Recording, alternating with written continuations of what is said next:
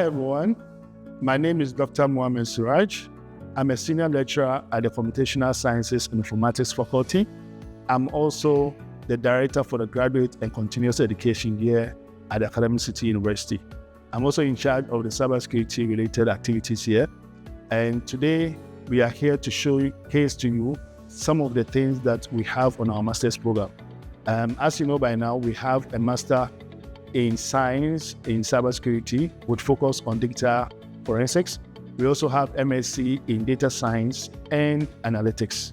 But today we'll be focusing more on the MSc Cybersecurity program. And of course, our lab here is for the digital forensics.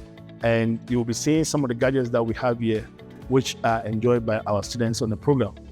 And so let's get to it. Let's go to see some of the devices that we have here in the lab. Here we have some of the forensic acquisition devices. And this is what we call the TD4, right? From OpenText, Tableau Forensic. We have another one we set up here, so I'll be taking you through that one shortly. This is also a SAS bridge, and we have the SATA and IDE bridge, which we set up here, so I'll be taking you through. And the difference is just the interface, the drive interface, right? So this one is offline, but let's come over here.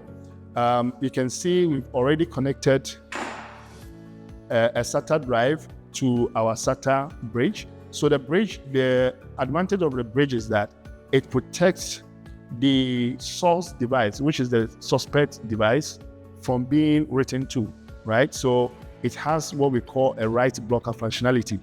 And this is why you have to do this. In forensic science, you need to do your acquisitions forensically sound so that it's admissible in the court of law.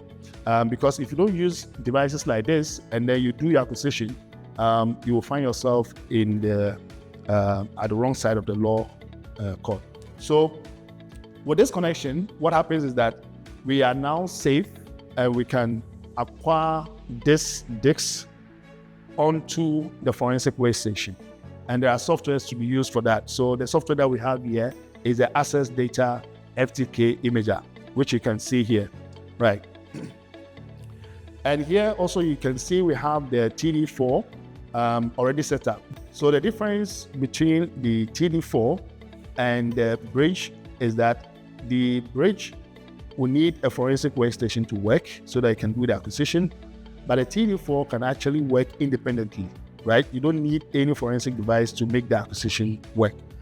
So here you can see on the left side, if I raise the TD4 sideways, what you see here is a lock symbol. You don't need to see it, but when you touch the TD4, you see it. And over here, you will see that we have the lock open. So what it means is that you put the suspect drive on the left side, and then the drive the destination drive, the drive you are making the acquisition onto on the right side, right? So like I said, so you can see there are different interfaces, different form factors that you can actually have here. So you can insert a USB drive over here and so forth, PCIe and other drive interfaces. So when you insert them, you can easily come to the TD4 screen and you will see the drives that you've inserted over here, and you can start your acquisition. So when you press, all that happens is that you can have the drives cloned, forensically cloned from the source onto the destination drive. And this is what the TD4 is used for.